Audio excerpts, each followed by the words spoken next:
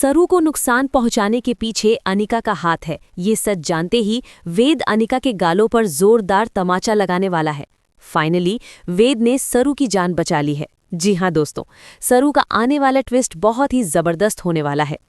दोस्तों, आप देख ही रहे हैं कि यहाँ पर सरू को जान से खत्म करने के लिए अब अनिका नई नई साजिशें और प्लानिंग कर रही है, क्योंकि इस समय अनिका का सिर्फ एक ही मकसद है और वो है सरू को जान से खत्म कर देना।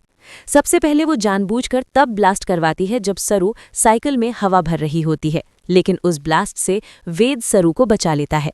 हालांकि सरू और वेद ने वादा किया था कि वे 1 साल तक एक दूसरे से नहीं मिलेंगे, लेकिन वेद करता भी तो क्या करता, वो अपनी सरू को मरने के लिए कैसे छोड़ सकता था और उसे चोट लगती हुई भी नहीं देख सकता, इसलिए वो सरू को बचा लेता है।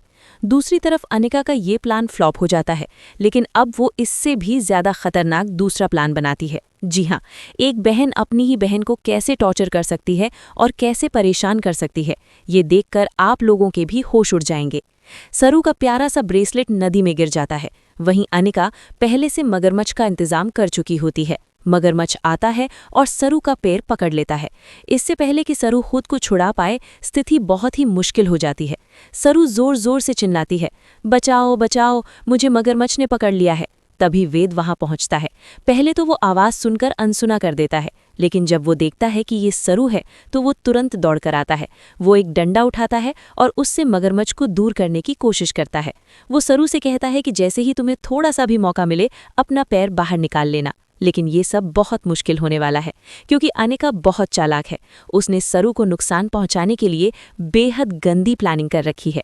आने वाली ट्विस्ट में आप देखेंगे कि अनिका कहेगी कि ये यहाँ कैसे पहुंच गया, अब मेरा प्लान फिर से फ्लॉप हो जाएगा।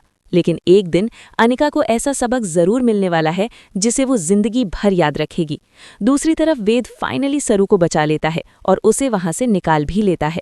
अब सरू को ये भी पता चल जाता है कि सारी घटिया हरकतें उसकी बहन अनिका ही कर रही है, इसलिए अब सरू भी अनिका को छोड़ने वाली नहीं है।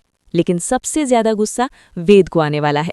आप जानते ही हैं कि वेद सरू से कितना प्यार करता है, इसलिए वेद अनिका के गालों पर जोरदार थप्पड़ मारने वाला है और उसे खूब सुनाएगा।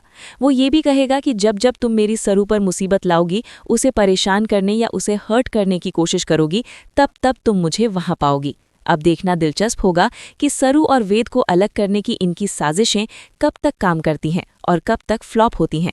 फिलहाल इस आने वाले इंटरेस्टिंग ट्विस्ट को लेकर आपकी क्या राय है, हमें कमेंट करके जरूर बताएं। अगर आपको भी लगता है कि वेद को अनिका को थप्पड़ मारकर सरू को बचाना चाहिए, तो हमें कमेंट में जरूर लिखें। टीवी के ऐसे ही लेटेस्ट अपडेट के लिए चैनल को सब्सक्राइब करना ना भूलें।